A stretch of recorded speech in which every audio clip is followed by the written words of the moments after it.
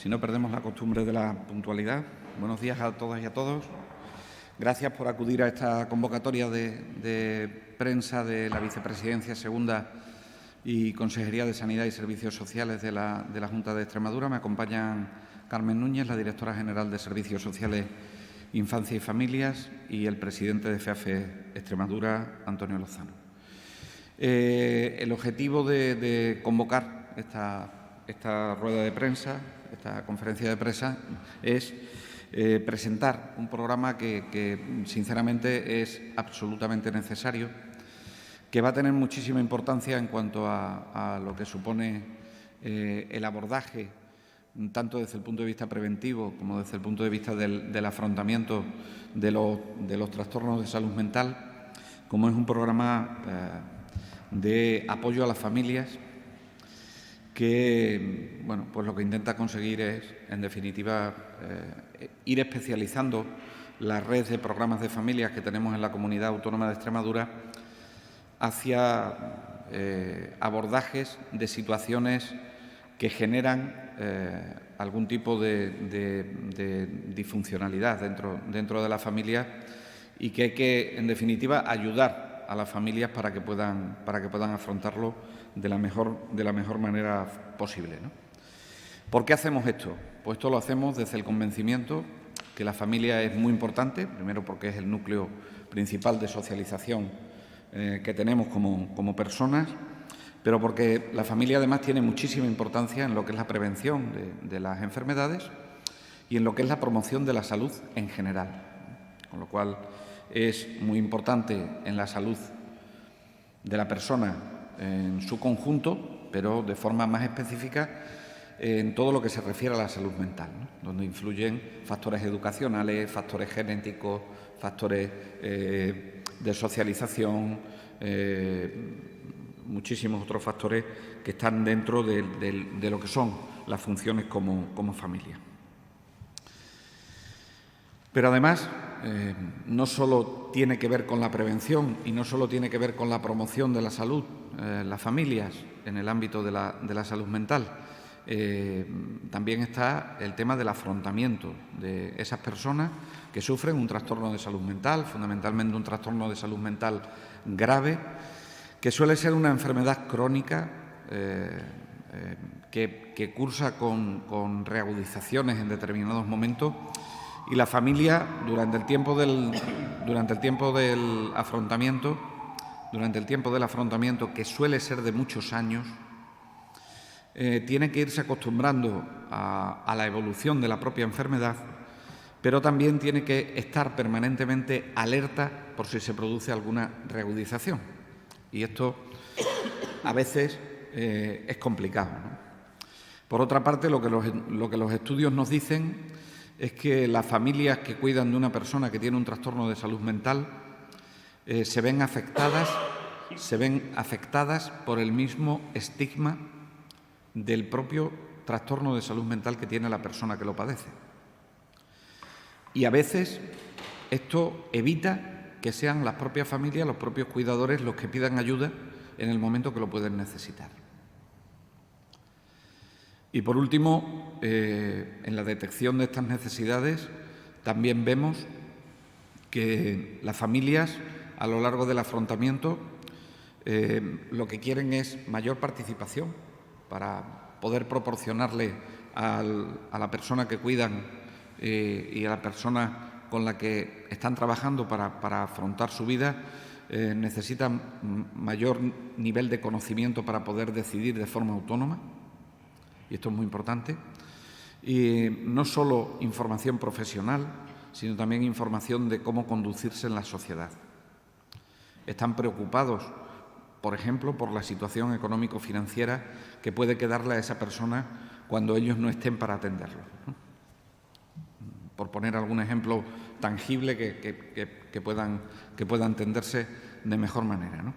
Esto está evidentemente estudiado. Hay un estudio de la Federación Europea de Salud Mental, donde lo que nos dicen es que las familias, como les decía, cuidan a su familiar durante un tiempo prolongado. La media en la Unión Europea suele ser de 15 años. Si esos datos los llevamos al ámbito del país, a España, la media de tiempo de cuidados de la persona puede llegar a los 21 años de cuidados. Esto es mucho tiempo, es toda una vida, todo un desarrollo de un ciclo vital individual y de un ciclo vital familiar al que tienen que irse acostumbrando, ¿no? Por lo tanto, el tiempo nos parece una situación importante para tener en cuenta a la familia. Un tercio de los cuidadores de estas personas manifiestan en esa encuesta que se hizo, un tercio de ellos manifiestan que hay momentos que llegan a estar al límite de sus capacidades en cuanto al cuidado de estas personas. Y el 40% de los cuidadores de las personas que tienen trastornos de salud mental desarrollan síntomas que son fundamentalmente trastornos del estado de ánimo, bien con más tristeza, generalmente, o bien con problemas de sueño, como consecuencia de la situación de permanente estrés en la que se encuentran en el cuidado de su familiar, ¿no? Y tienen también, ese 40%, una peor percepción de su salud, de su propia salud como cuidadores.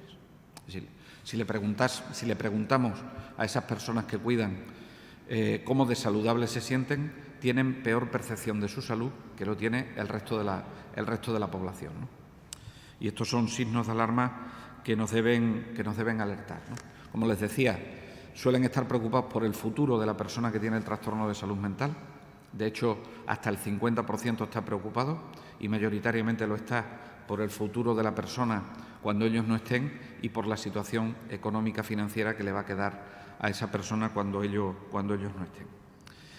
Si hiciésemos un retrato robot del cuidador principal, si bien es verdad que el afrontamiento de la enfermedad se produce dentro de la familia, pues nos daríamos cuenta que el 80% suelen ser mujeres, que tienen una media de edad de alrededor de 60 años y que en la inmensa mayoría de los casos, hasta en el 76% de las personas que cuidan son de sus hijos o hijas. Solo un 10% de su pareja y un 7% de sus hermanos o hermanas. O sea, mayoritariamente son mujeres alrededor de los 60 años de media, que cuidan de sus hijos o de sus hijas. Ese es el perfil. Y semanalmente invierten un tiempo en el cuidado de alrededor de 22 horas. Es lo que nos dicen los estudios. Saben que nosotros en la Comunidad Autónoma de Extremadura tenemos un plan integral de familias, infancia y adolescencia, que cuando se ha hecho la última evaluación hemos visto cuál ha podido ser la afectación que ha podido tener con respecto a la COVID-19 y afortunadamente la situación de pandemia en la fase aguda que hemos vivido en la comunidad autónoma lo que ha hecho no ha sido retroceder en las prestaciones que le dábamos a las familias en general en cuanto a la protección social, pero sí ha hecho que no hayamos avanzado más. Nos hayamos quedado alrededor de 45 programas que son los que tendríamos abiertos en este momento en la Comunidad Autónoma de Extremadura.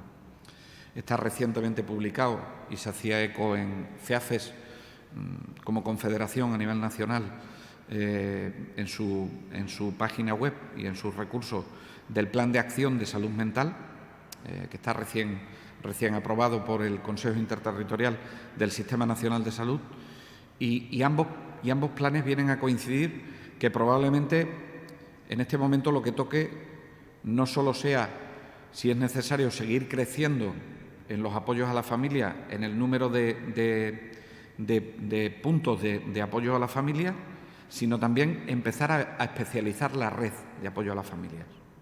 Y en esa especialización de la red de apoyo a la familia es donde le tengo que agradecer a FEAFES Extremadura que participe.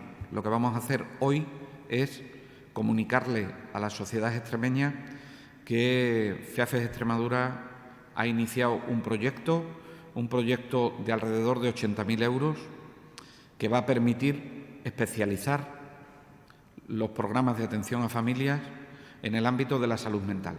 Y eso va a significar que le proporcionemos herramientas a las familias, formación, habilidades a las familias, primero para promocionar la salud, segundo para prevenir la enfermedad de salud mental, tercero para afrontar la enfermedad, cuarto para normalizar sentimientos que tienen esas personas que cuidan a sus seres queridos, de desesperanza, de estrés, de sentirse en determinados momentos incluso culpable de quejarse.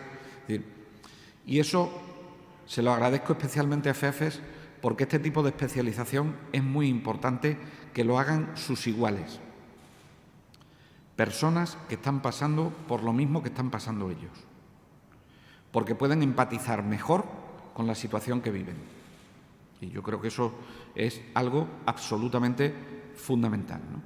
Por lo tanto, creo que hoy se da el pistoletazo de salida con un programa que se puede entender más o menos complejo, pero que sin duda ninguna la importancia que tiene es del avance que supone la especialización de los programas de familia hacia el afrontamiento de una situación concreta, ¿no? Yo lo dejo aquí. Le voy a dar la palabra ahora al presidente de FEAFES Extremadura y posteriormente abriríamos un turno de preguntas. Antonio. Gracias. Buenos días, muchas gracias. En primer lugar, gracias a nuestro consejero, como siempre, de Sanidad y Servicios Sociales. También gracias a nuestra directora general, Carmen Núñez, directora general de Servicios Sociales, Infancia y Familia. La dirección general en la que, de alguna manera, va a ser nuestro gran aliado en este proyecto. Hoy es un día importante para nosotros. A veces estoy seguro que los medios de comunicación, con tantas cosas como ustedes tienen, pero dedicar un ratito a hablar de salud mental también viene bien y además es totalmente necesario en vista de los tiempos, de la situación en que vivimos. Además, hoy es un día importante para Extremadura porque esta es la primera vez que tenemos un programa de atención directa a la familia de carácter regional.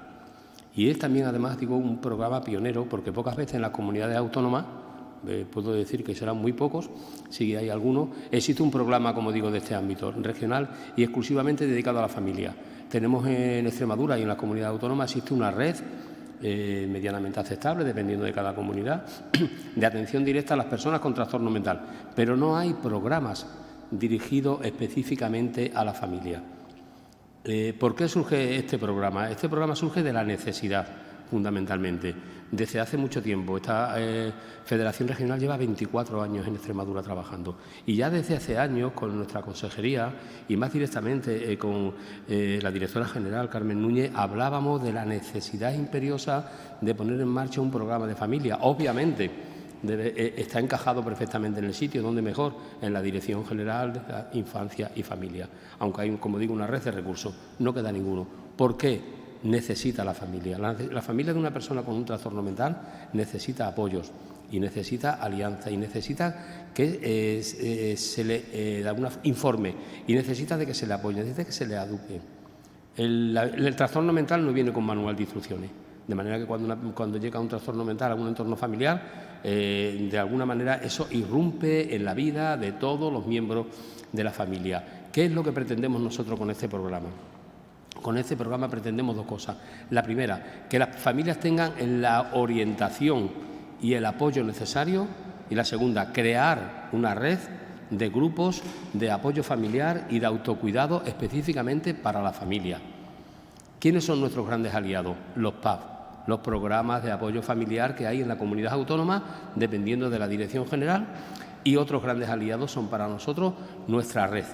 FEAFES Extremadura tiene una red de asociaciones por todo el territorio. Actualmente son 10 entidades que de alguna manera van a ser los colaboradores y los partícipes de este proyecto.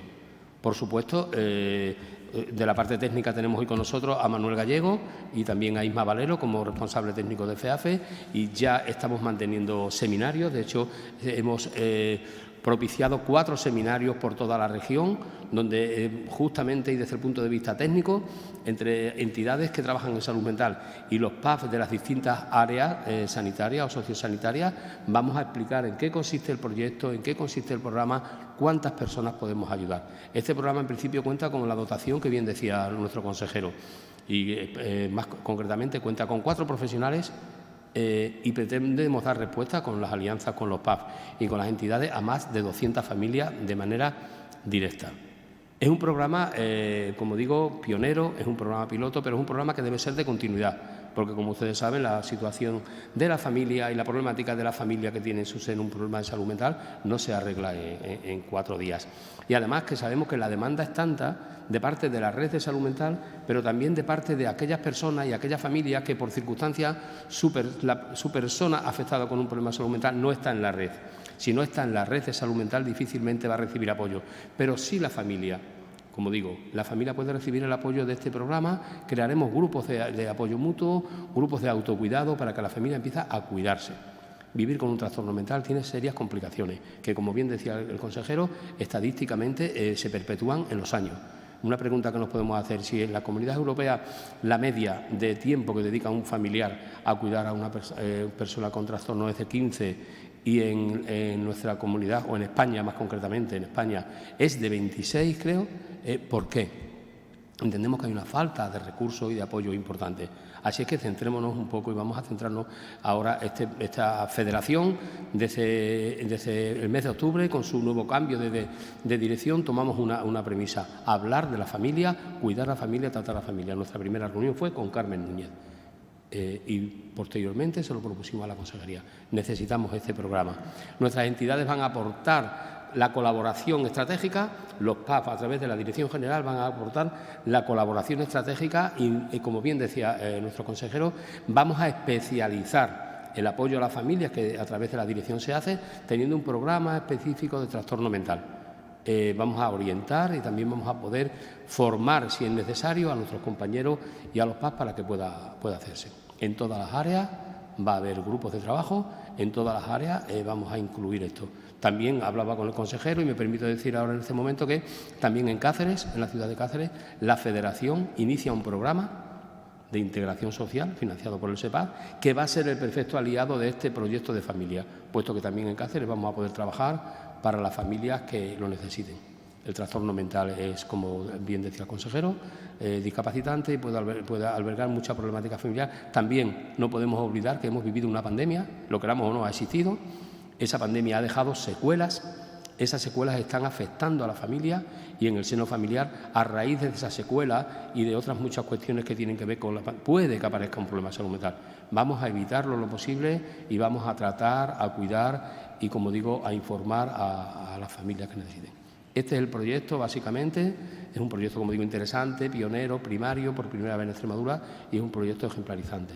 Agradecemos enormemente a la Consejería y a la Dirección General que se hayan hecho eco de él y estoy seguro, de hecho ya hemos empezado, está aquí Manuel y Isma, ya hemos hecho 2 seminarios, ¿no? Nos quedan otros 2 seminarios por llevar a cabo, de manera que desde el punto de vista estratégico y técnico, todos los profesionales que trabajan en familia en Extremadura van a tener asesoramiento e información sobre este proyecto. Y nada más, poco más. Muchas gracias. Gracias. ¿Preguntas? Sí, si hay más temas, por favor, empezamos por las de este tema, ¿vale? Hola, buenas tardes. Buenas tardes. Ya, muy buenos días todavía, que no hemos llegado. Buenos días. Tenía 2 preguntas. Si una familia escucha las informaciones que vamos a radiar o a televisar sobre esta cuestión, ¿qué deben hacer? ¿Dónde deben inscribirse? ¿En sus propios centros de salud? ¿Deben ir a las asociaciones especializadas en salud mental? ¿Hay algún teléfono, un email? Bien, existe un correo electrónico, creo que lo tenéis en información, si no lo pasamos. Existe un número de teléfono específico para esto. También pueden contactar con los PAF del lugar donde viva la familia, puesto que, como he dicho, son los aliados. En el momento que un PAF tenga información o conocimiento sobre una familia que tiene una problemática necesaria, se pondrá en contacto con los PAF. El PAF y este programa se coordinan y dan respuesta, en la medida de lo posible, a la situación familiar concreta en el lugar que sea. No hay problema, porque, como he dicho bien, estamos por toda Extremadura, o sea, en todas las áreas, como mínimo, existen los PAF de siempre y existe la entidad que corresponda del movimiento asociativo FEAFE.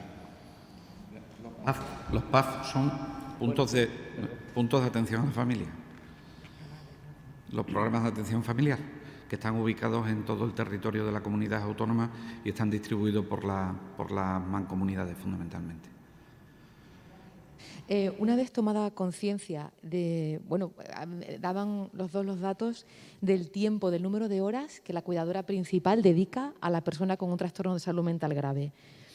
Si no he interpretado mal el programa, esto es más como un alivio, veo que hay encuentro entre iguales, casi terapéutico, ¿no? También para que aprendan nuevas herramientas y demás, pero quisiera saber si desde lo puramente asistencial, una vez hecha esta toma de conciencia, se va a reforzar la dotación económica para que haya más apoyos, por ejemplo, para la contratación de cuidadores o cuidadoras para las personas enfermas, en este caso con trastornos de salud mental, para que sus cuidadoras principales puedan tener esto que llamamos alivio, oxigenación, descanso, o propiamente para acudir a los talleres que propone FEAFES, porque si están cuidando, a lo mejor ni siquiera tienen tiempo para poderlo hacer. ¿Se ha contemplado esto? Gracias. Esa pregunta que usted hace tiene una respuesta, primero, dirigida a intentar respetar la decisión que tenga el cuidador principal de invertir las horas que necesite invertir sin que le generen un estrés que le suponga una interrupción de lo que es su vida ordinaria, ¿no? Que yo creo que es lo que mejor se puede definir. Probablemente, si nosotros interviniésemos solamente con un programa de respiro y no hiciésemos el resto de las cosas que tiene este programa, habría cuidadores, y yo creo que más de uno, que se sentiría mal porque creería que está dejando de atender a su familiar. Por lo tanto, es muy importante que, en primer lugar, lo que abordemos sea la información que debe tener, las habilidades que tiene que tener para hacer un afrontamiento adecuado de las situaciones que se pueden presentar en la vivencia de un trastorno de salud mental, fundamentalmente de un trastorno de salud mental grave. Estoy hablando de esquizofrenia, estoy hablando de trastornos bipolares con un índice de gravedad importante, estoy hablando de trastornos límites de la personalidad que son difíciles de controlar porque además se dan en una edad del ciclo vital familiar complicado como suele ser la juventud, la adolescencia, donde hay tantos cambios de límites, de reglas dentro de la familia, de los valores que se soportan dentro de la familia, creo que lo más importante que tiene este programa inicialmente es esa información. Lo más importante que tiene este programa también es el entrenamiento en determinadas habilidades para atender a esa familia. Y luego les decía dos cosas que pueden haber pasado inadvertidas, pero que quiero enfatizar sobre ellas. Primero, empatizar con los sentimientos que tiene el cuidador. Y esto es importante, es decir, intentar que los profesionales que están atendiéndoles, por eso son tan importantes sus iguales, porque saben por lo que está pasando, y solo entender esa situación, sentirse comprendido ya, aunque sean las mismas horas, alivia la carga emocional que tiene el cuidado de una persona con cualquier enfermedad crónica, más la de un trastorno de salud mental. Y en segundo lugar, normalizar los sentimientos. Puede llegar un momento en el que el cuidador o cuidadora piense que no puede desarrollar su vida porque le ha tocado una desgracia, porque tiene que cuidar a la persona durante mucho tiempo y generalmente los cuidadores en su responsabilidad se sienten como culpables por tener esos sentimientos. Yo creo que hay que abandonar esa culpabilidad, ¿no? Y luego hay que romper también el estigma para que puedan pedir ayudas, ¿Cómo tienen las ayudas del respiro familiar? Pues las ayudas del respiro familiar lo tienen por cualquiera de los recursos y por cualquiera de los servicios de protección social especializados en los ámbitos de la propia enfermedad que tienen, a través de las organizaciones que colaboran con nosotros, lo tienen también en prestarle a través de ayudas a domicilio o lo tienen a través de ayudas que tienen que ver, antes decía el presidente de FEAFES, que en algunas ocasiones esto lleva a situaciones de discapacidad, pues también los tendrían por el afrontamiento de la discapacidad que tiene la propia persona, ¿no? Yo creo que esto es un comienzo que vamos a empezar a andar y que si posteriormente se necesita el desarrollo de otro tipo de figuras, como por ejemplo estamos afrontando en la Ley de la Dependencia, que es el asistente personal, veríamos si en algún momento habría que aplicarlo a este tipo de programas. Pero inicialmente esto ya supone, aunque sean las mismas horas de tiempo, supone un alivio en la carga emocional muy importante. Y eso evita la claudicación como cuidador.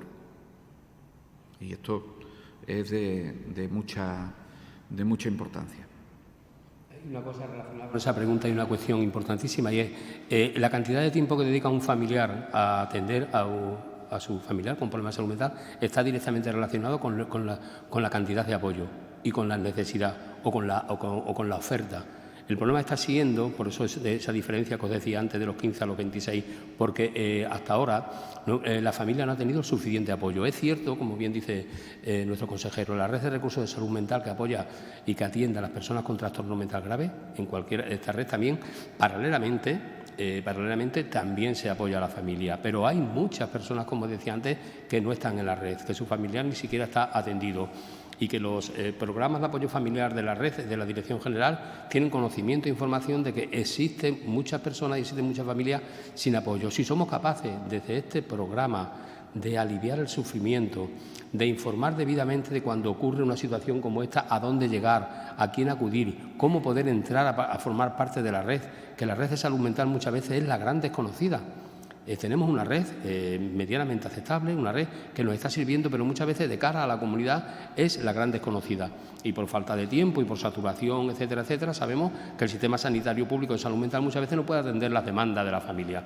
Una familia informada, una familia que tiene el apoyo emocional suficiente, una familia que acude a los grupos de apoyo mutuo y también de autocuidado, es una familia que va a aprender incluso, por ejemplo, a poner trabas. ¿Cuánto tiempo es necesario dedicar a una persona? Porque precisamente la falta de conocimiento, de información y de apoyo está haciendo que muchas veces caigamos en la sobreprotección y se dedique tiempo suficiente. Además, no se nos olvide mucho que hablamos de la familia como dependiente de, y yo creo que tenemos que tener claro que la familia, al igual que las personas con trastorno mental, las familias también son ciudadanos de pleno derecho y tienen derecho a vivir una vida independiente, a elegir el tiempo que dedican o no, a atender a su persona, y tienen una serie de derechos que muchas veces se olvidan y se quedan, como bien decía el consejero, en un segundo lugar por esa sobreportación, por esa sobreimplicación, por esa falta de apoyos, y a falta de apoyos yo soy el único apoyo. La red apoya, el sistema apoya y además enseña a la familia cuánto, cómo y dónde. Y entonces esa carga se va a aliviar, por supuesto. Respiro familiar, perfecto, pero formación, información, apoyo permanente a través de estos programas. Espero que al año que viene o cuando corresponda este programa pueda crecer, porque estamos hablando de una cantidad de dinero de 4 profesionales, de 20 familias que podemos atender, de 200 familias que pretendemos atender con este proyecto, 200 familias, pero que seguramente va a llegar. Pero 200 familias no son las familias que tienen un problema de salud mental en Extremadura, seguramente serán muchos más. Entonces vamos a procurar mejorar este proyecto como un programa y proyecto específico de salud mental dedicado exclusivamente a la familia. Sí. Mira, si quería preguntar, con respecto a los 4 profesionales que se van a dedicar a desarrollar el programa, no sé qué serán, si psicólogos, pues por aclarar un poco. Y también, por otro lado, el tema del desplazamiento, porque intentarán llegar a todas las familias en todos los pueblos, pero imagino que a la hora de reunirse, de hacer esos grupos de autoayuda, no sé si van a llegar a todos los pueblos, cómo lo van a hacer, que entiendo a todos los pueblos no, y a lo mejor las familias se tienen que desplazar, no tienen posibilidades. ¿Cómo se va a abordar también todo eso, que es muy importante, sobre todo en una Extremadura, ¿no? No. Ahora dirán los profesionales, que yo eso no me lo sé, pero lo que sí les digo es, lo que estamos intentando es especializar la atención en los programas de familia. Contamos con la red de programas de familia y esos están dispersos por todo el territorio.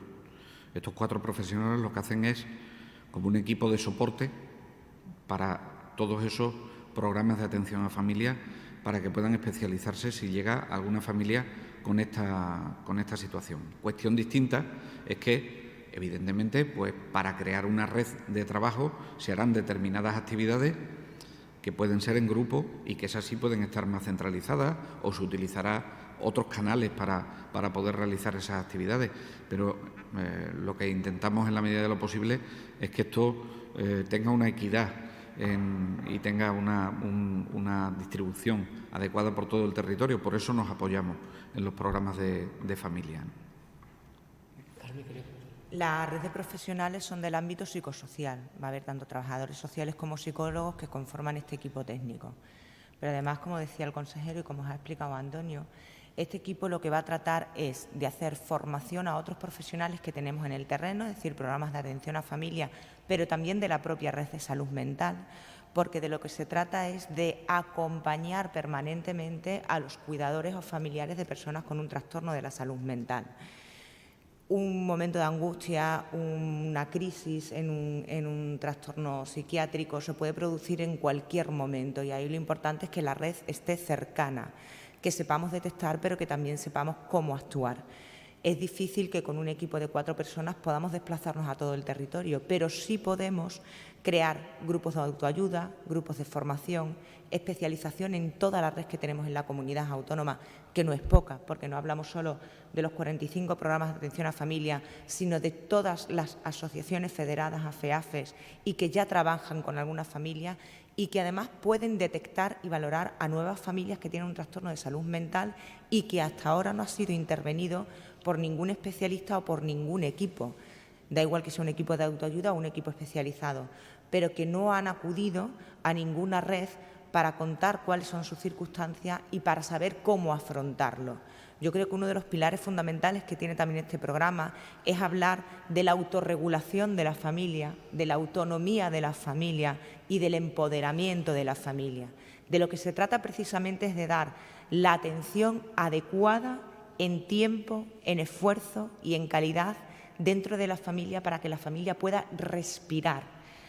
Es verdad que hay veces que el miedo y la sobreprotección hace que la familia invierta incluso más esfuerzo y más tiempo del que realmente fuera necesario por ese sentimiento de culpabilidad o por esos miedos que son difíciles de afrontar. Y estos equipos están para eso, para hacer un afrontamiento adecuado dentro del ámbito familiar y poder dotarles de autorregulación, de autonomía, pero también a la persona con el trastorno de salud mental. De lo que se trata precisamente es de crear una red en el entorno comunitario para la que la persona que sufre el trastorno también sea cada vez más autónoma y necesite cada vez menos apoyos, pero para eso tenemos que apoyar a las familias. ¿Preguntas?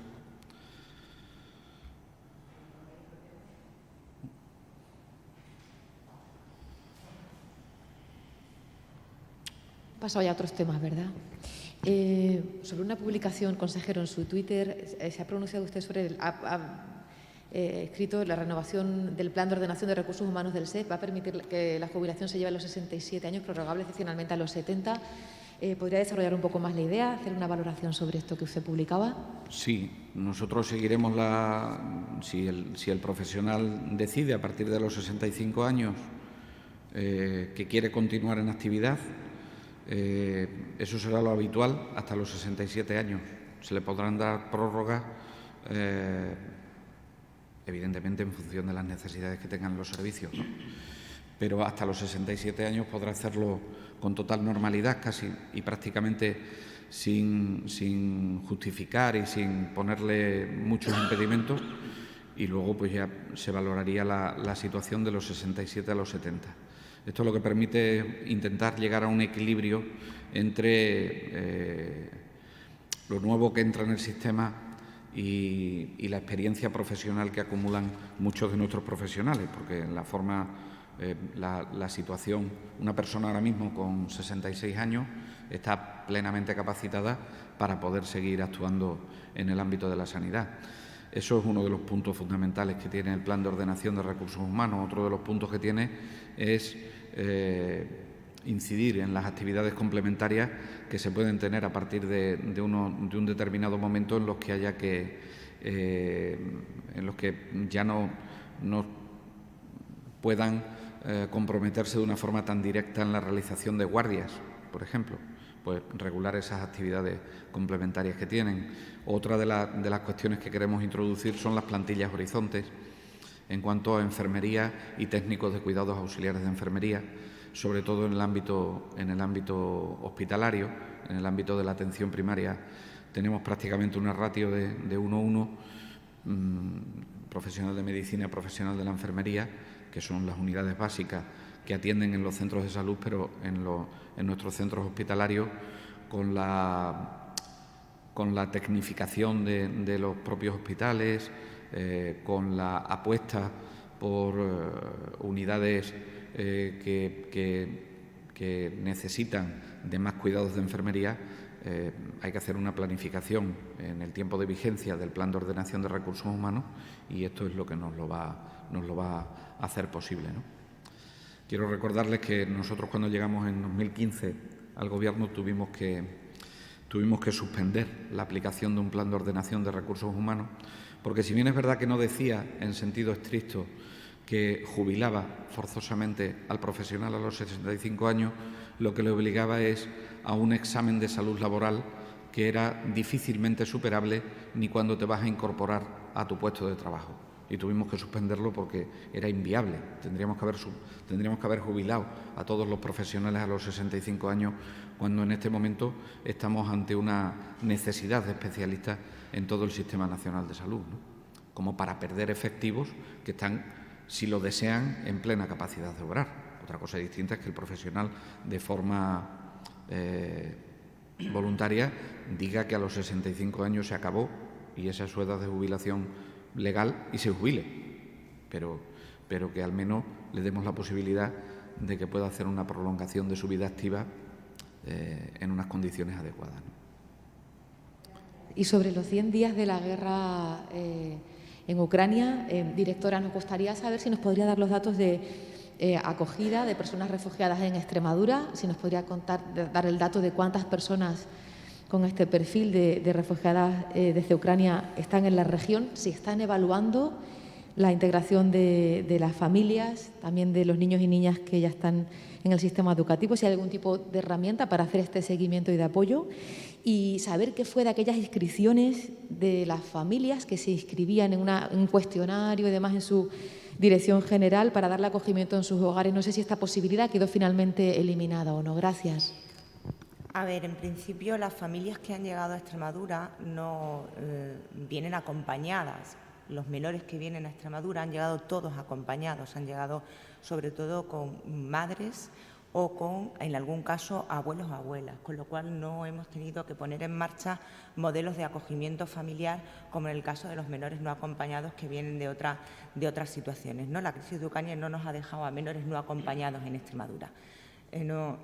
No ha dejado ninguna. Es verdad que hubo familias que se inscribieron para poder acoger a menores o a familias. Hay un procedimiento establecido que se publica además en un decreto a tal efecto, en el que se establece un modelo de valoración para las familias que se ofertaron. Lo primero que estamos haciendo es ratificar ese ofrecimiento, porque es verdad que hubo muchísimas llamadas, casi 3.000 familias tenían la posibilidad de acoger, pero tenían la posibilidad de acoger durante un tiempo limitado y a lo mejor no siendo conscientes de que no hay un horizonte temporal de retorno de las familias que llegaron. A partir de ahí, de la ratificación de ese ofrecimiento, lo que se va a hacer es una valoración de las familias, como en cualquier otro caso, por los servicios sociales y por los servicios sociales especializados de atención a menores y familias, para ver la capacidad real de acogimiento y para ver la estabilidad que pueden ofrecer a estas familias y si tienen condiciones para poder tenerlos en su hogar. Eso se está haciendo ya desde los servicios de atención a familias y se va a hacer desde los servicios territoriales y desde los propios programas de familias en su caso. Y se establece el procedimiento en el propio decreto. Las derivaciones que nosotros estamos atendiendo desde Protección Internacional, en principio la más numerosa se hace de forma temporal y urgente desde el dispositivo de Badajoz, porque es verdad que son familias que llegan en una situación de tránsito, que pretenden pasar frontera o a Portugal o al resto de Europa y que, por lo tanto, pasan aquí un tiempo muy limitado de una primera atención de urgencia y que luego hacen un tránsito a otros países, pues porque tienen otros referentes familiares ya viviendo allí o porque tienen otro objetivo. Sí que hay ya dispositivos abiertos en Extremadura, tanto en Badajoz, Olivenza, Cáceres, en vistas a abrir otros si la demanda así lo determina, pero la mayor demanda que estamos teniendo ahora es de urgencia y tránsito, no de permanencia. Sí se han atendido ya en urgencia alrededor de 1.500 personas y en permanencia alrededor de 600, el último dato que manejamos. En todo caso, sigue la oferta que hicimos inicialmente al Ministerio para poder aperturar otros dispositivos de acogida más permanentes y, además, hemos presentado un proyecto para poder hacer una segunda fase de acogida en la que las familias permanezcan aquí en un modelo muchísimo más autónomo, que no es un modelo de albergue, mediante alquiler de viviendas y atención y apoyo psicosocial, traductores, etcétera, etcétera, para la permanencia de esas familias aquí, puesto que sabéis que, además, desde el primer momento se les permite permiso de residencia y trabajo, y puede ser que nos encontremos que muchas de ellas no quieran incluso retornar, aunque estamos teniendo ya casos de retorno. Hay ya casos de retorno a frontera, no a origen, pero sí a frontera. Pero sí hay previsión de poner ya en marcha un proyecto que se va a financiar, además, con fondos europeos para favorecer la permanencia de esas familias aquí. El éxodo ha caído de forma muy importante.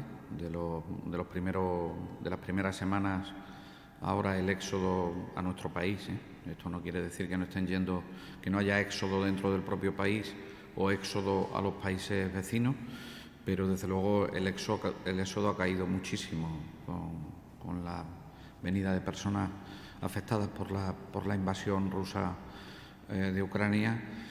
Y en este momento lo que estamos es avanzando en el modelo de protección internacional. Eso tiene varias fases.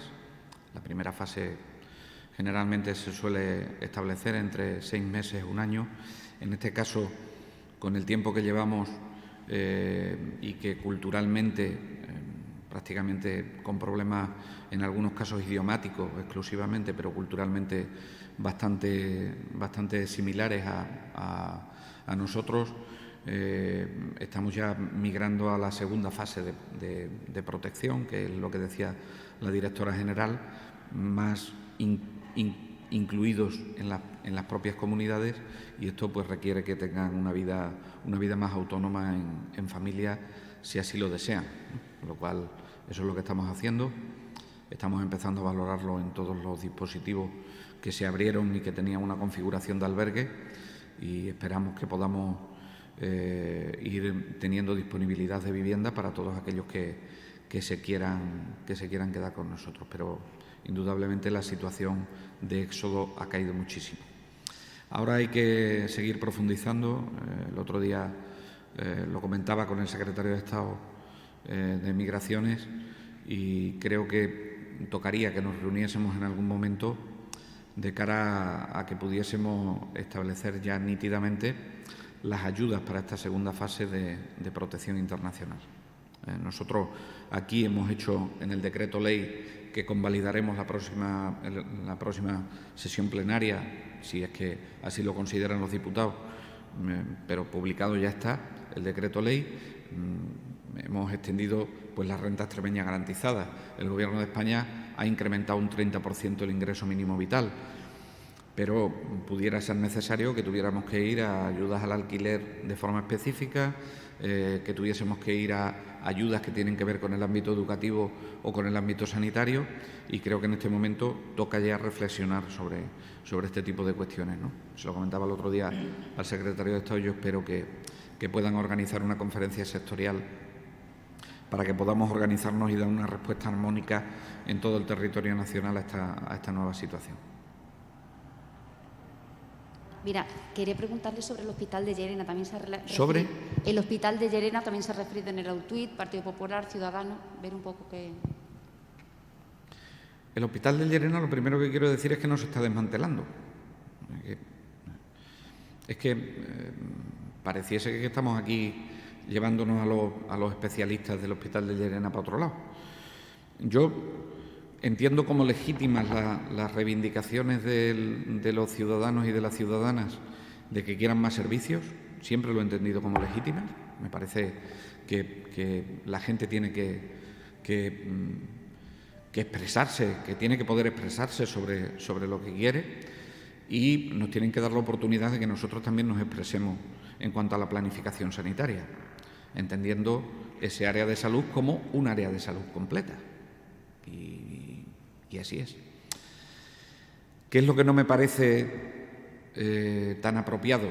¿Qué es lo que no me parece tan apropiado? Pues lo que no me parece muy apropiado es el manoseo de este tipo de reivindicaciones, que de los ciudadanos que legítimamente se pueden expresar libremente, el manoseo que determinados grupos políticos hacen de esas situaciones. Ese manoseo no me gusta. No me gusta, porque hay otros intereses que no es el bien de la población. Es generar revuelo, es generar alarma, es generar mal ambiente de trabajo.